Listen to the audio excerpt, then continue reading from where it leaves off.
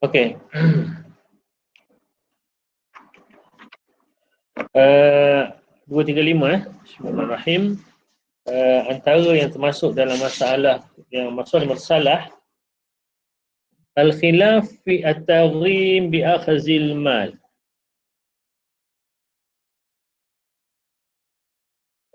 Khilaf dalam masalah kita seorang itu melakukan kesalahan dan dijatuhkan hukuman dengan membayar duit. Akhzil mal, rampas ataupun kita kata rampas harta daripada dia.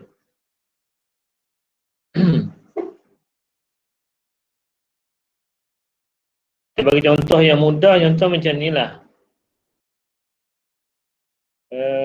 Kita ada beli lembu. Kalau zaman sekarang lah. Lembu kita tak jaga dalam kandang, lepas. Pergi jalan merata-rata, melintas jalan raya. Jadi pihak bandara tangkap dan rampas lembu tu. Kalau nak ambil balik lembu tu, kena bayar. Kalau tak, dia jadi lembu tu akan dijual dan duit tu akan masuk pada kerajaan. Macam mana tu? Jadi itu termasuk dalam merampas harta. Boleh ke tak boleh? Itu contoh mudah lah.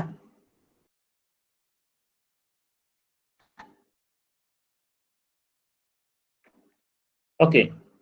Faqad zahaba fariqun minal fuqaha ila annahu masyru'. Setengah fuqaha kata boleh, masyru'. Benda ni benda tak ada dalil ni. Benda tu masyru'. Limadha? Li'anna al-maslahah tad'u ila dhalik. Wa khalafa fi dhalika akharun. Dan yang lain ada ulama lain yang mukhalafah. Okay. Kalau zaman sekarang cara mudahnya kita kata itu satu rampasan, satu lagi ialah dia melakukan apa-apa kesalahan, okey, kena denda RM1,000, kena denda sekian banyak. Ada tak dalil? Pernah tak berlaku zaman Nabi apabila orang buat kesalahan atau zaman sahabat, dia buat kesalahan, didenda dengan bayar duit?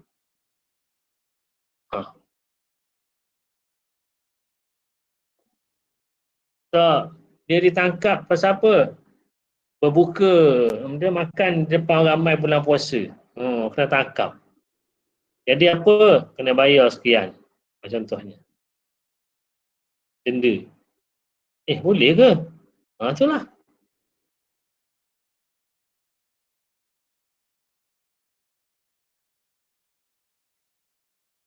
Wal ma'ruf an Abi Hanifah annahu la yarahu. Pendapat Hanafi tak boleh. Pendapat Abu Hanifah. Wa ruwiyan Abi Yusuf annahu jaiz ma da'at ila dhalika maslahah. Mu'jizah kata boleh selagi ada maslahah. Wa dhahaba ba'du Syafi'i ala annahu masyru' wa ba'dhum ila man'ihi. Mazhab Syafi'i pun begitu. Sebahagian kata boleh, sebahagian kata tak boleh. Wa ala hadha al-khilaf al-malikiyah. Wa ala hadha al-khilaf malikiyah wa mu'zam Hanafilah ala jawazihi. Okey.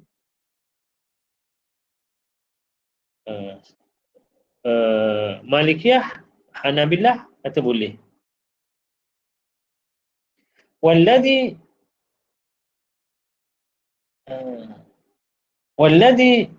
najawwazuhu innama jawwazuhu bina'an ala anna al-maslahah tad'u ila dhalik. Yang kata boleh dia pakai hujah maslahah. Wa yaqulu annahu ra'yu Umar wa Ali wa ba'd as-sahabah. Walladzina yamna'unahu yaqulun innahu la yulaimu tasarrufat asy-syari'. وليس قريبا من الأصول العامة لأنه أخذ مال بغير حق. Orang yang kata tak boleh, dia berhujah bahawa tak sesuai dengan tasarrufat syar'. Maknanya syarak tak sesuai kalau syarak buat macam tu. Okey. Dan tidak walaysa qariban min usul ammah. Kalau kita tengok dari segi usul ammah pun tak dekat lah, maknanya tak boleh pakai lah. Kenapa? Dari segi usul, boleh tak rampah harta orang tanpa hujah, tanpa asas? Dia kalau misalnya dia ada hutang, bolehlah dia rampah harta. Dia apa ni, tak bagi nafkah harta dia, bolehlah dia rampah harta dia, bagikan kepada orang yang berhak untuk beri nafkah, yang diberi nafkah. Itu tak ada masalah. Sekarang ni dia tak ada apa-apa benda macam tu. Dia melakukan kesalahan. Okay. Dia boleh tak denda dengan duit ataupun dirampas barang dia?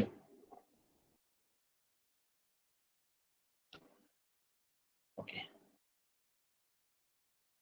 Li'annahu akhdhu malin bighairi haqq wa qad naha asy-syari' an dzalik. Wa lihadza yakunu syar'u hadhihi al-'uqubah bina' al-maslahah mulghah. Jadi orang yang kata tak boleh, dia kata ini maslahah yang mulghah. Sebab bertentangan dengan usul al-ammah. Warudda bi'anna akhdhal mal darbun min al-ilam alladhi yarji'u ila man al-insan min ba'di ma huwa lahu.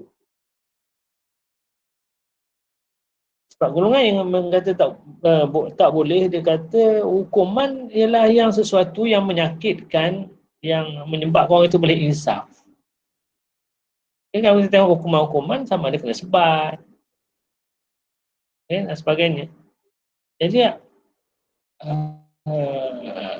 kalau kita tengok apa yang hukuman sebat, qazaf sebat, zina sebat, minum arak sebat.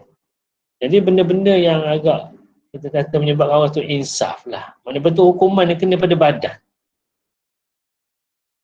Ni ambil duit ni macam mana pula? Jadi sebab tu dia kata mulghah. Yang mengharuskan dia tolak, dia kata apa? Rampah duit daripada dia, itu juga satu benda yang menyakitkan dia. Okey. Yang sebat apa semua itu sakit secara zahir. Okey. Tapi kalau hilang duit itu sakit ke dalam tu. Itu darbu minal ilam. Kenapa? Kerana dia akan menghalang seseorang daripada barang yang daripada sebahagian daripada kepunyaan dia. Kama anna darba aw sijna kilahuma yahwi hadzal makna. Apa ni, pukul ataupun kurung itu juga mengandungi makna yang sama, iaitu dia tidak dapat melakukan apa yang dia nak buat, boleh buat milik dia. Fa innal madrub yumna ma yahiqu lahu min as-salamah. Okey. Orang yang dipukul dihalang daripada hak dia, iaitu duduk dalam keadaan selamat. Orang yang mahbus, yang dikurung, dihalang daripada hak dia, iaitu bebas. Kita nak bebas dah. Wa di'a anna hadha al-istila' 'ala al-mal wal bahq huwa mahall an-niza'. Dia kata kalau kita nak kata ini adalah ambil harta orang secara tidak sebenar, itu masih dalam perbahasan. Tak boleh nak buat direct gitu, straight itu. Dia masih dalam perbahasan. Okay.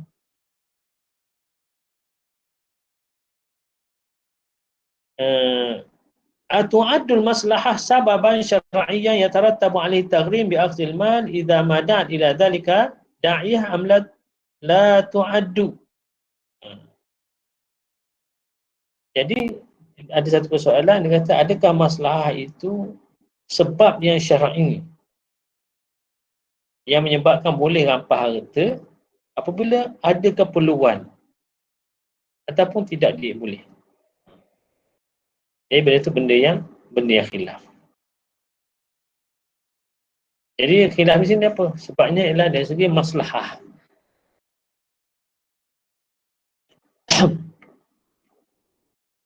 Okey.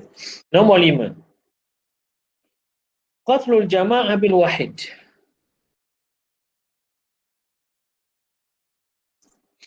qatlul jama'ah bil wahid. Seorang dibunuh secara berpakat.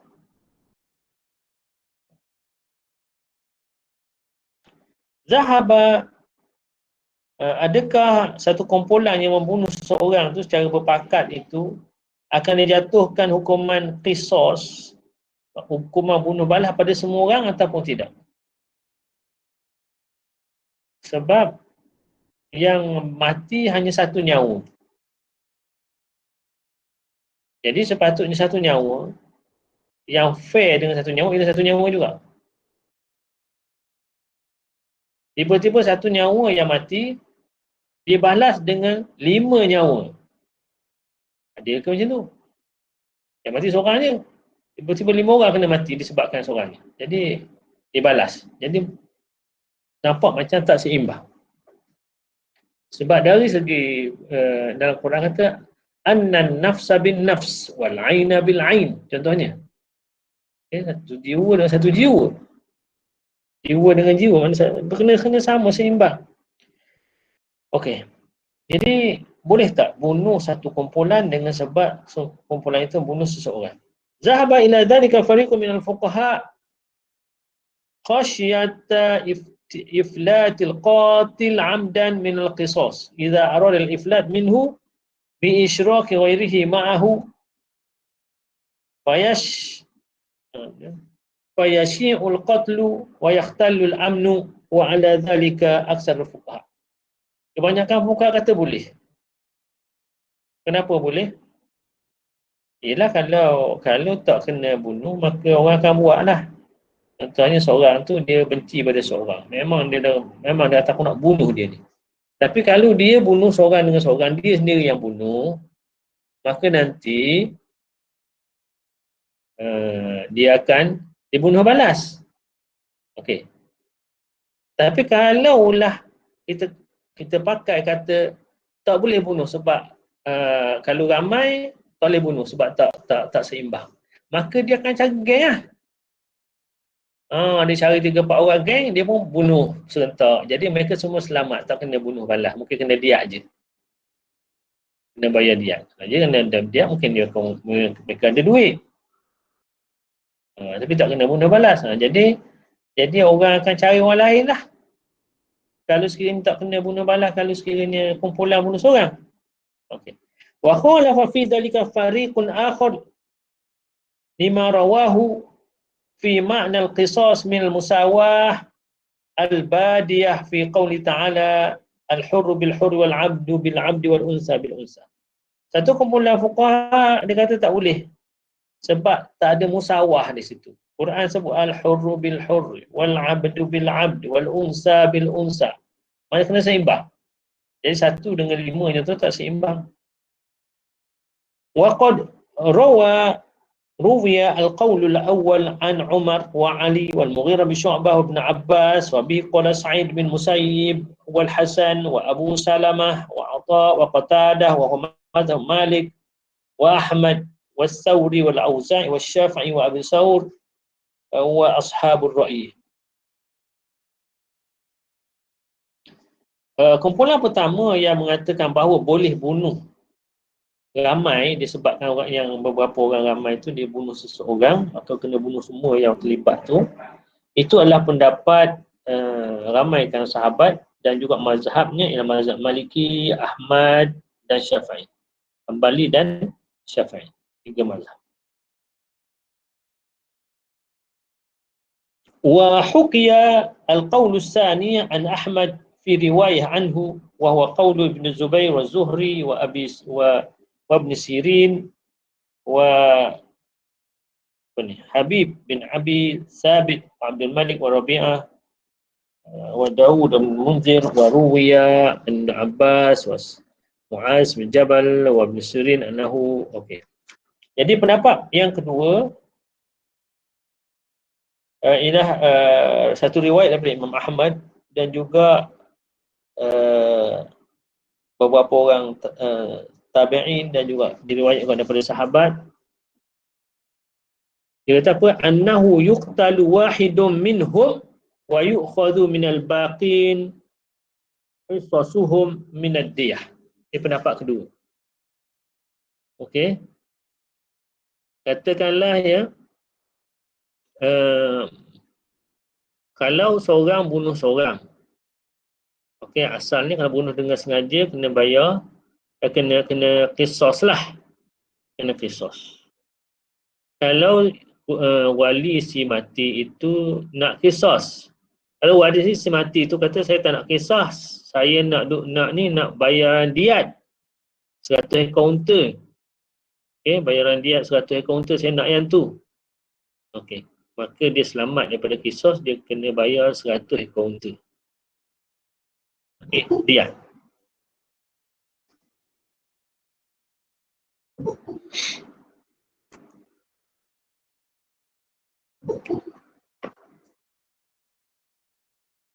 Okey.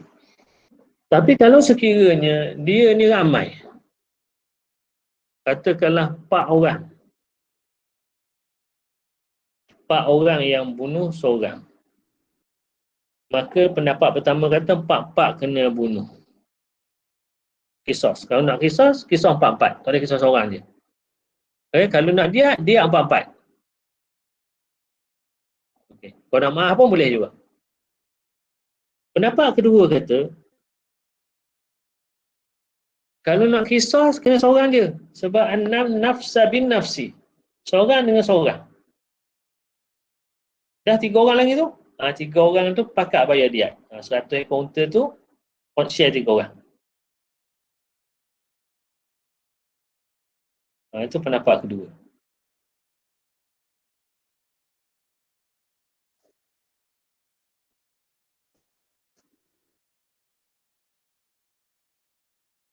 Okey. وهكذا اختلفوا في هذا نتيجة لاختلاف في بناء الحكم على ما تقتضي بمصلحة قتل الجماعة بالواحد. Ini semua punca daripada maslahah, mana pada maslahah. Al-masail min hadha an-naw' katsirah. Okey. Habis itu itu contohnya lah. Maslahah. Kenapa? Sebab dari segi dalil tak ada. Dari dalil ada anna nafsa bin nafsi. Itu dalilnya menunjuk pada musawah, satu jiwa dengan satu jiwa. Tapi kalau ulah dibuat begitu, contohnya mengikut pada pendapat mazhab kedua ni contohnya, jadi confirm orang akan cari geng. Tapi ikut pendapat kedua, seorang je kena bunuh. Siapa-siapa? Seorang je. Mungkin hak paling banyak pukul kot.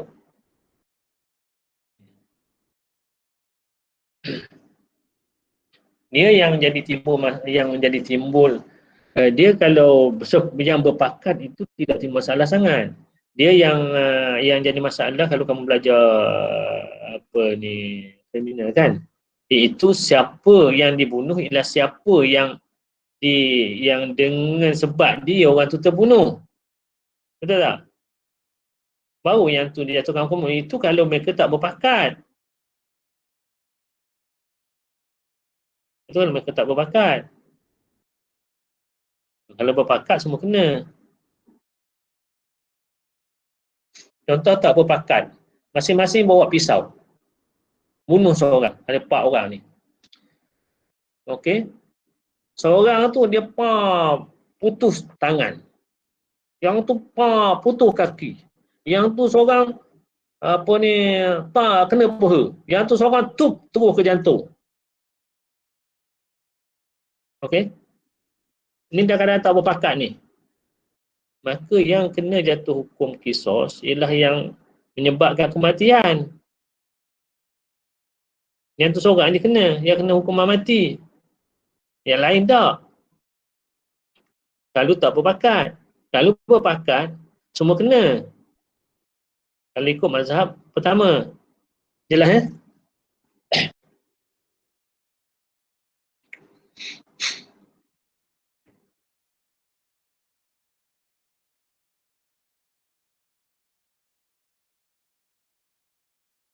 Ustaz? Yep. Yang pendapat kedua tu seorang je kan kena qisas, yang lain tu diah kan? Kalau ikutnya sini kata seorang je. Yang Annahu yuqtalu wahidun minhum wa yu'khadhu minal baqin hisasuhum minad diyah.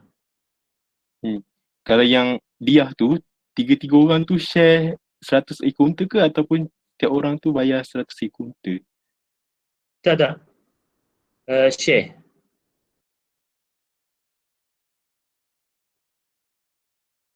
Sebab tu dia kata hisasuhum hisos. Dia ada hisah. Hisah maknanya pecahan lah. 100 orang tu bagi 3. 100 ekor tu, itu bagi 3 orang tu.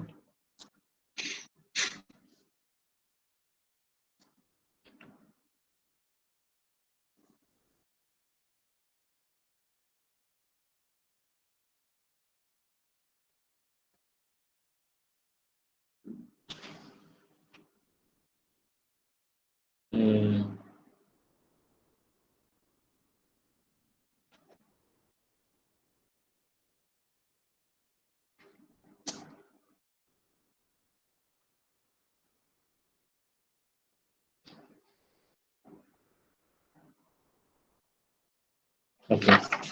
Yang satu lagi masalah ni saya rasa kamu mungkin akan belajar dalam siasat syar'iyah nanti ni.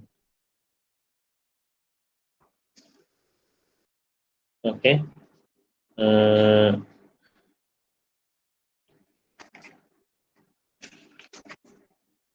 Istisahab apa lagi?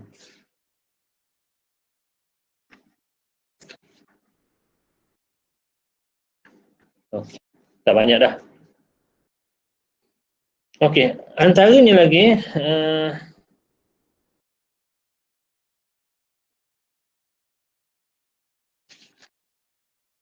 ialah muka surat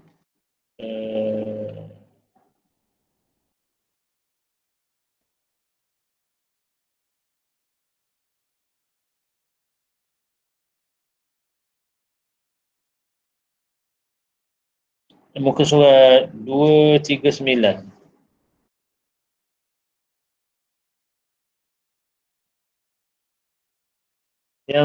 Yang masalah 237 ni macam ni ya. 237 saya cerita secara ringkas ya. Tak baca pun panjang ni.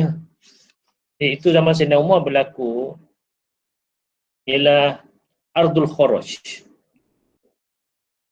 Iaitu apabila tentera Islam dia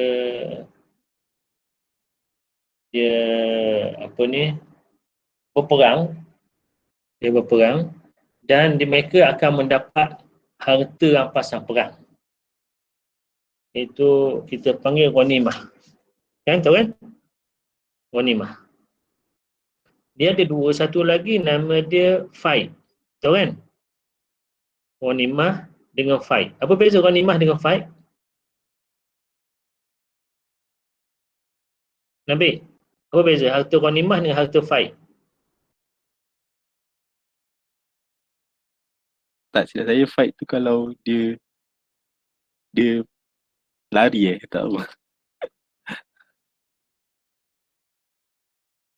Cara mudahnya begini. Ghanimah ni ceritanya ialah apabila berlaku kita kata ni dua-dua ni adalah harta rampasan perang. Cuma bezanya macam mana? Ghanimah ni harta yang didapati dengan fight. Fight ni harta yang didapati tak ada fight. Macam mana tu? Ghanimah harta yang dapat dengan fight. Fight harta yang dapat tak ada fight. Pelik tak? Tapi faham kan? Faham tak Nabi? Fight lawan lah Ustaz. Fight yang pertama bahasa Arab, fight yang kedua tu bahasa Inggeris. Kalau harta tu dapat dengan fight, itu ghanimah. Kalau dapat tak ada fight, itu fight.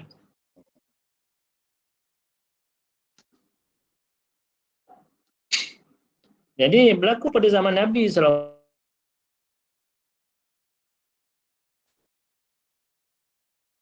Iaitu peperangan Khaybar. Antara yang dirampas dalam perang Khaybar ialah tanah. Khaybar ni sebenarnya ialah satu kawasan pertanian. Yahudi Khaybar. Khaybar ni adalah satu kawasan pertanian. Di situlah buah-buah yang sangat cantik, besar-besar Khaybar. Dan cuaca dia pun lain sikit. Mana dia ada sejuk-sejuk, sedap. Jadi dia ni, Khaybar ni memang istimewa sikit lah. Lebih kurang dalam berapa, daripada Madinah dalam 80 km kot tu. Sini. Sekarang ni kalau kita nak pergi melawat, dah boleh melawat Khaybar lah. Kalau habis Covid ni lah, kalau nak pergi boleh, Saudi dah buka dah. Boleh pergi sana sini. Dulu tak buka. Ayuh.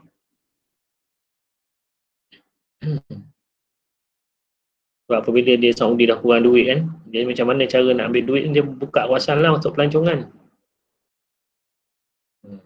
Okay. Jadi Nabi SAW dia bahagi-bahagikan tanah-tanah di Khaybar itu. Okay, bahagi-bahagikan kepada tentera-tentera yang berperang. Dapat bahagian ni, dapat satu keping tanah, yang ni dapat satu keping tanah. Yang dia bagi-bagi tanah Khaybar tu luas dan subur. Pada zaman Sayyidina Umar tak buat macam tu. Mana-mana tanah-tanah yang dibuka oleh tentera Islam, Sayyidina Umar berikan kepada tuan tanah. Tak ambil, tak rampas. Okey. Dia berikan kepada tuan tanah, cuma dia ambil cukai. Dia ambil cukai. Dia ambil kharaj nama dia. Kharaj. Dia ambil cukai kharaj. Adalah berapa tak ingat dah berapa persen dah dia ambil daripada hasil tanaman tu. Banyak jugalah hasilnya. Nama cukai kharaj. Jadi benda tu tak ada. Nak kalau ikutnya kena bagilah kepada orang tentera-tentera perang. Tapi Sayyidina Umar tak nak buat. Jadi hujah dia apa? Hujah dia maslahah. Maslahah macam mana? Dia macam ni maslahahnya. Kalau tanah-tanah tu dibahagikan kepada tentera Islam, yang ni dapat sekeping, yang ni dapat sekeping, yang ni dapat sekeping, tentera Islam ramai kan? Ni dapat sekeping. Tanah itu akan menjadi milik kepada tentera tersebut. Betul? Tentera tu belum tentu dia akan tanam tanah tu. Belum tentu. Tapi itu milik dia lah. Okey. Kalau dia tanam pun, hasilnya untuk dia dan keluarga dia. Betul? Bukan untuk orang lain, untuk dia dan keluarga dia. Dan kemungkinan juga dia tak usahakan. Bukan semua orang rajin usahakan tanam benar. Itu orang rajin bertani, dia boleh usahakan. Orang tak rajin, tak ada. Okey. Cuba kamu duduk di kawasan perumahan. Contohnya kan. Ada rumah, dia penuh dengan tanaman belakang rumah dia. Okey. Betul tak? Ada sayur ni. Tapi ada orang mempunyai tanah yang macam dia juga.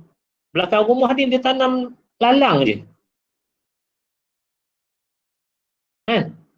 Hanya lalang yang tumbuh belakang rumah dia. Itu pun dia tak perlu tanam. Jadi, tak semua orang boleh buat. Jadi, senang berfikir dari semaslahan dia kata, kalau kita biarkan tanah tu kepada tuan tanah yang memang dah usahakan tanah tu untuk pertanian.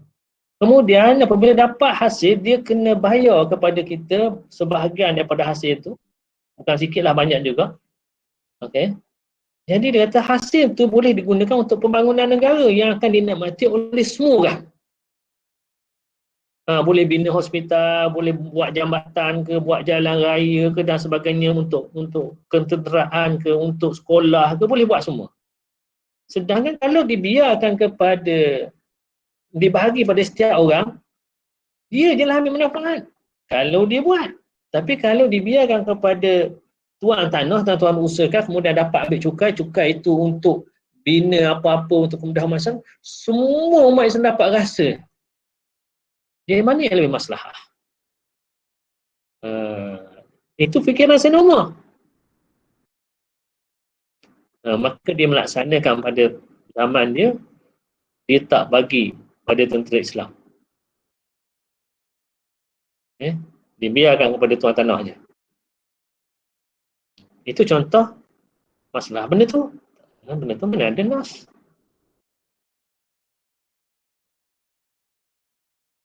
Jadi Sayyidina Umar kata, hujah dia kata pada zaman Nabi memanglah kena bagi pada setiap orang. Pasal apa? Orang Islam masa tu susah. Dia kata, masing-masing tak, dia kadang orang tu tak ada tanah, kadang ialah masing-masing dalam Islam baru berkembang. Jadi mereka ramai di antara mereka masih miskin, masih susah. Memang Sayyidina Umar lain. Dah negara Islam dah luas, banyak negara dah bertakluk, hasil banyak masuk. Jadi orang banyak-banyaknya dah mula senang dah. Jadi dia kata buat apa lagi nak? Itu baik. Kita tunjuk cukai je. Itu zaman Sayyidina Umar. Itu antara contoh maslahah.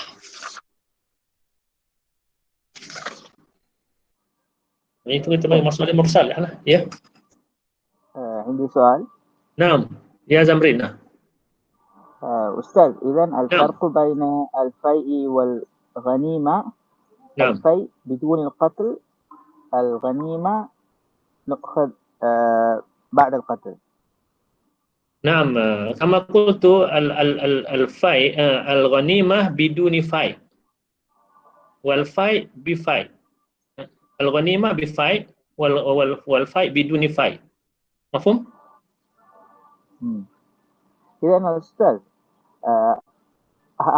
هذه الأموال نؤخذ إذا قتل بين المسلمين والكافر أو إذا قتل دولة المسلمين ودولة الكافر.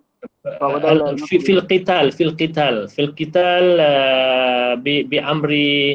بأمر الحكومة الإسلامية. يعني قتال بين دولة ودولة أو بين الجيوش الإسلامية مع الجيوش الكافرة ولو كان من غير دولة. إذا كان بين جلوس بين المسلمين وبين المسلمين، إذا كان دولة المسلمين وبين دولة المسلمين لا، ليس هناك غنيمة. هذا أخذ المال بغير حق. طيب. إذا نأخذ هذه الأموال من الأمراء الكافرين أو في كل دول؟ نحن نأخذ الأموال من الدية، من سبيل الدية أيضا، من سبيل الجزية أيضا. مرة أخرى لا يعني غير واضح. هذا الفيء نعم الفيء.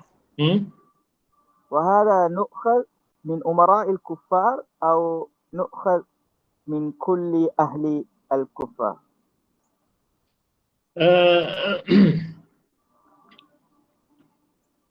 إذا حدث القتال أوكي، ما يؤخذ في القتال يسمى الغنيمة. نعم يؤخذ. والفيء مثلا دخل يعني في دخل يعني المعركة، ولكن الجيوش الكافرين أوكي تركوا الميدان بالأموال، فهذا فيء، يعني لم يحدث مقاتلة.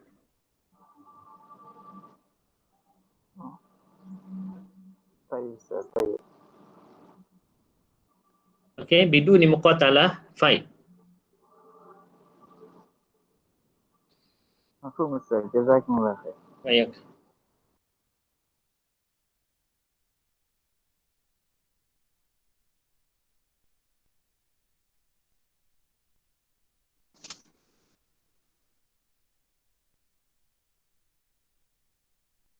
ولذلك نقول مثلا في صفحة 239 في عهد كما قلت في عهد النبي صلى الله عليه وسلم أعطى الأراضي الأراضي بعد القتال إلى جيوش المسلمين. وأما في عهد عمر لا، يبقى في أيدي أصحابها وأخذ منهم الخراج لنفع جميع المسلمين.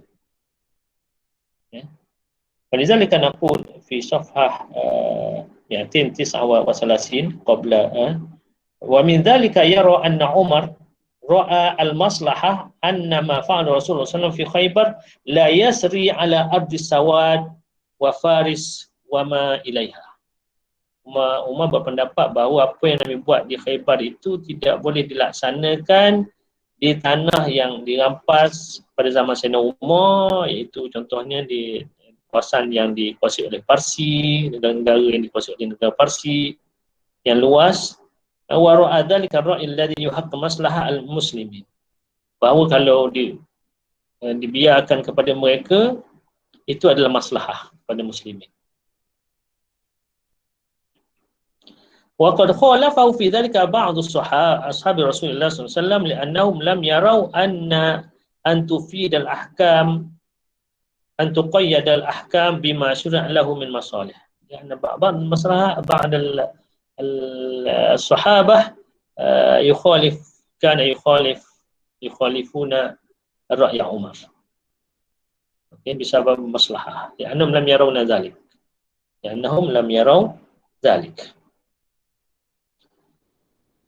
مثال آخر ومن ذلك أيضا